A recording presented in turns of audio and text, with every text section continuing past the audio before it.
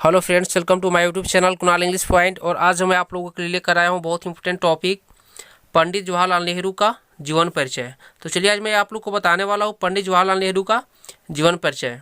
तो चलिए इस टॉपिक को स्टार्ट करते हैं। पंडित जवाहरलाल नेहरू का जन्म 14 नवंबर 1889 को ब्रिटिश भारत में इलाहाबाद में हुआ था। इनका जन्म कब हुआ था? 14 नवंबर 1889 को ब्रिटिश भारत में इलाहाबाद में हुआ था। इनके पिता का नाम मोतीलाल नेहरू। इनका जन्म 1861 में और इनकी मृत्यु 1931 में हुई थी। यह एक धनी बैरिस्टर जो कश्मीरी पंडित थे। यह क्या थे? एक बहुत धनी बैरिस्टर थे और ये कश्मीरी पंडित थे। मोतीलाल नेहरू सारस्वत कौल ब्राह्मण समुदाय से थे। ये कौन से समुदाय से थे? सारस्वत कौल ब्राह्मण समुदाय से थे। स्वतंत्रता संग्राम के दौरान भारतीय राष्ट्रीय कांग्रेस के 2 बार अध्यक्ष चुने गए। मोतीलाल नेहरू स्वतंत्रता संग्राम के दौरान भारतीय राष्ट्रीय कांग्रेस के 2 बार अध्यक्ष भी चुने गए। उनकी माता का नाम स्वरूपानी थुस्सू और इनका जन्म 1868 में और इनकी मृत्यु 1938 में हुई थी, जो लाहौर में बसे एक सुपरिचित कश्मीरी ब्राह्मण परिवार से थी। मोतीलाल की दूसरी पत्नी थी। यह कौन थी? मोतीलाल की दूसरी पत्नी थी। वह पहली पत्नी की प्रसव के दौरान मृत्यु हो गई थी। इनकी पहली पत्नी जो थी उनकी मृत्यु कब हो गई थी? प्रसव के दौरान जो थी उनकी पहली पत्नी की मृत्यु हो गई थी। तो सेकेंड पत्नी थी कौन? माता स्वरूपानी थुस्सू और इनका जन्म 1868 में और मृत्यु 1938 में हुई थी। जवाहरलाल नेहरू जो थे इनमें 3 बच्चों में से सबसे बड़े थे। जवाहरलाल नेहरू 3 बच्चों में से बड़े थे, जिन्हें बाकी 2 लड़कियां थी। बड़ी बहन विजया लक्ष्मी, इनकी बड़ी बहन कौन थी? विजया लक्ष्मी थी। बाद में संयुक्त राष्ट्र महासभा की पहली महिला अध्यक्ष बनी। विजया लक्ष्मी जो थी बाद में संयुक्त राष्ट्र महासभा की पहली महिला अध्यक्ष बनी थी। सबसे छोटी बहन कृष्णा हठी सिंह, छोटी बहन की नाम क्या था? कृष्णा हठी सिंह, एक उल्लेखनीय लेखिका बनी और उन्होंने अपने परिवारजनों से संबंधित कई पुस्तकें लिखी। जवाहरलाल नेहरू ने दुनिया के कुछ बेहतरीन स्कूलों और विश्वविद्यालयों में शिक्षा प्राप्त की थी। उन्होंने अपनी स्कूली शिक्षा हैरो से और कॉलेज की शिक्षा ट्रिनिटी कॉलेज से प्राप्त की थी।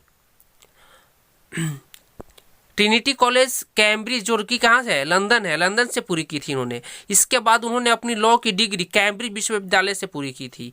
अपनी लॉ की डिग्री कहाँ से प्राप्त की थी? कैम्ब्रिज विश्वविद्यालय से।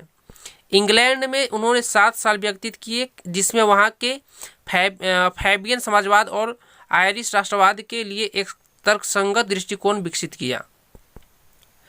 जवाहरलाल नेहरू सन 1912 में सन 1912 में भारत लौटे और वकालत शुरू कर दी यहाँ पर।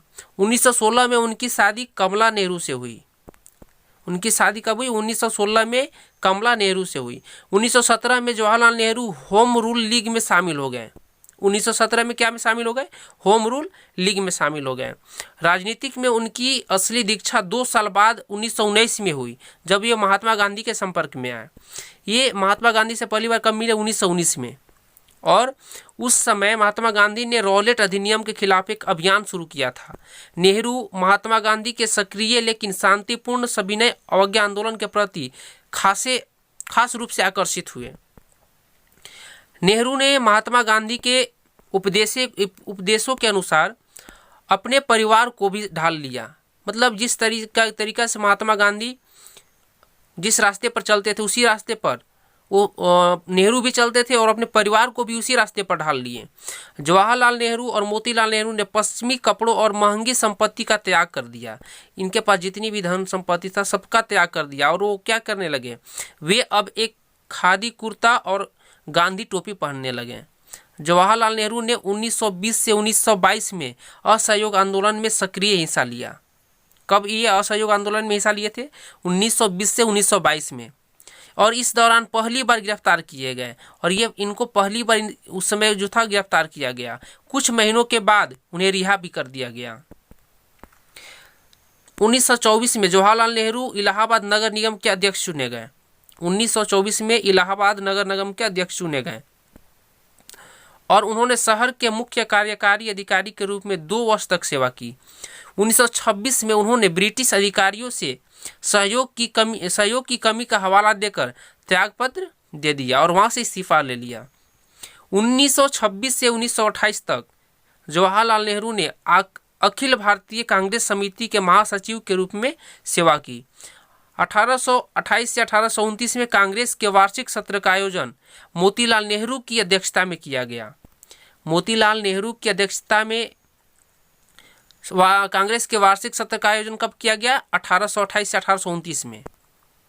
उस सत्र में जवाहरलाल नेहरू और सुभाष चंद्र बोस ने पूरी राजनीतिक स्वतंत्रता की मांग का समर्थन किया, जबकि मोतीलाल नेहरू और अन्य नेताओं ने ब्रिटिश साम्राज्य के भीतर ही प्रभुत्व संपन्न साम्राज्य का दर्जा पाने की मांग का समर्थन किया।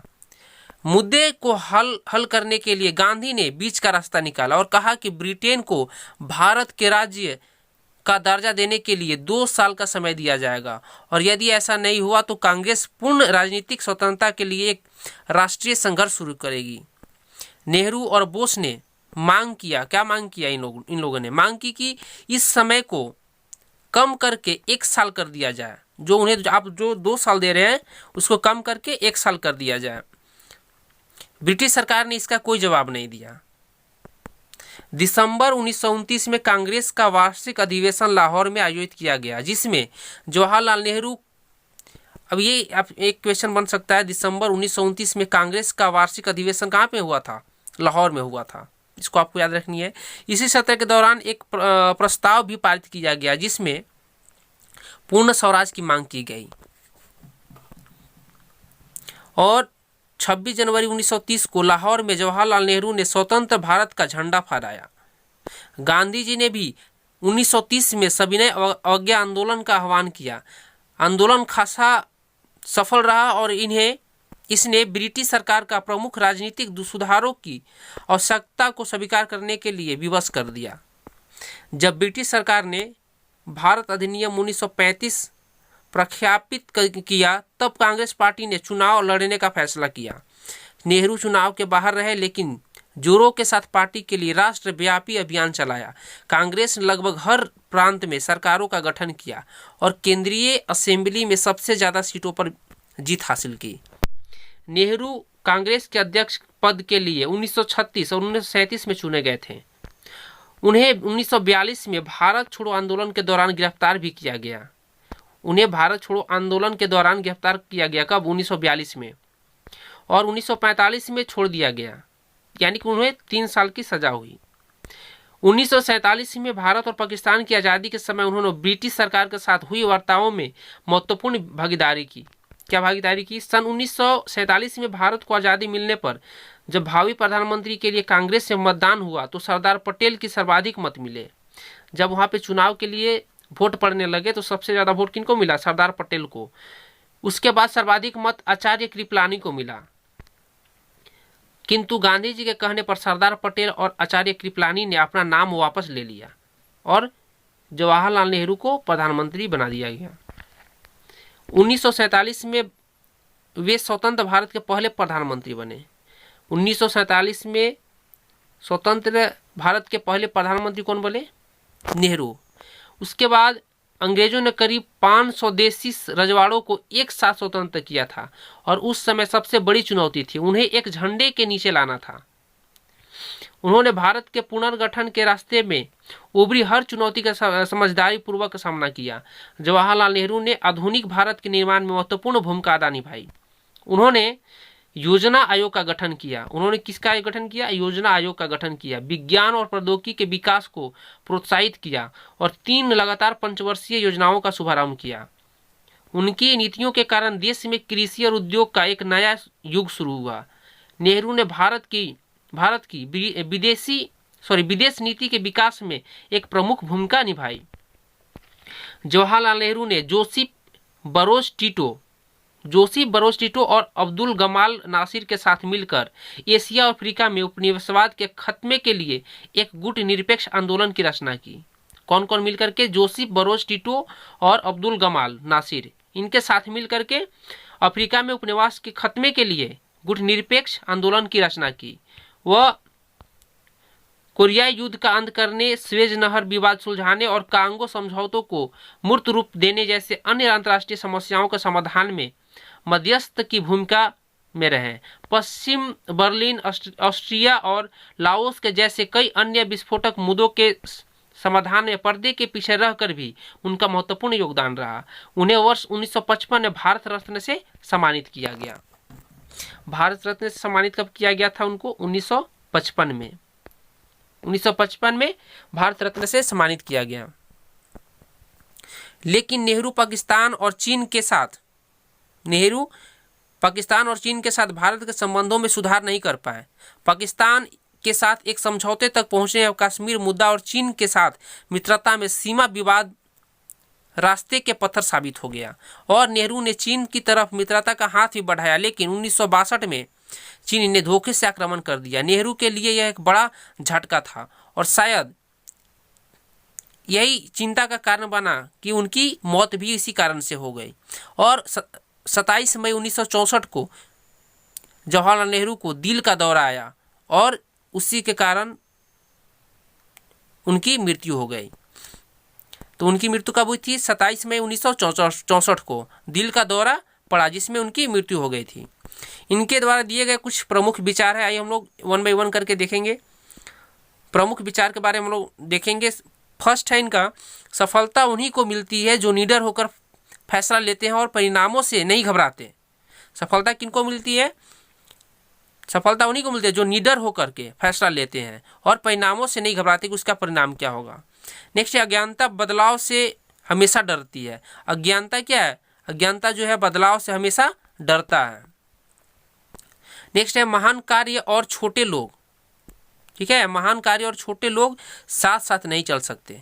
यदि कुछ बड़ा कार्य है और उससे छोटे लोग उसमें शामिल हो तो दोनों एक साथ नहीं चल सकते, ठीक है। तो महान कार्य और छोटे लोग दोनों एक साथ नहीं चल सकते। हकीकत हमेशा हकीकत ही रहेगी और आपके नापसंद करने से गायब नहीं होगी। जो सच है, बात हकीकत है, वो हमेशा क्या रहेगी? हकीकत ही रहेगी। आपके नापसंद करने से वह गायब नहीं हो जाएगी। नेक्स्ट है, संकट के समय में छोटी से छोटी चीज का भी महत्व होता है। संकट के समय में छोटी से छोटी चीजों का भी महत्व होता है। नेक्स्ट, नागरिकता देश की सेवा में निहित है। नागरिकता देश की सेवा में निहित है। जो आदमी अपने आप को ज़्यादा गुणी दिखाता है वह सबसे कम गुणी होता है। लोगों की कला उनका दिमाग का सही आईना होता है। हमारी सबसे बड़ी कमी है कि हम करने के बजाय बातें ज़्यादा करते हैं। हम लोग किसी भी काम को करने के बजाय हम लोग उसको ज़्यादा क्या करते हैं? दिखावा करते हैं, बताते हैं लोगों को हम ऐसे कर सकते हैं। तो हमारी यही एक कमी है कि हम क्या करते हैं, हमारी सबसे बड़ी कमी है कि हम करने के बजाय लोगों क्या करते हैं? बातें ज़्यादा करते हैं। नेक्स्ट है, सुझाव देना और बाद में उसके गलत नतीजे से बचकर निकल जाना सबसे आसान है। ये थे उनके द्वारा दिए गए कुछ प्रमुख विचार। तो चलिए हम लोग इस टॉपिक को यही समाप्त करते हैं। यदि आपको ये वीडियो अच्छा लगा हो तो प्लीज़ मेरे चैनल कुणाली पॉइंट को सब्सक्राइब करें, लाइक करें, शेयर करें, कमेंट करें, ताकि मैं इस तरीके के वीडियो आप लोगों के लिए अपलोड कर सकूं। That's all for the day. Thank you.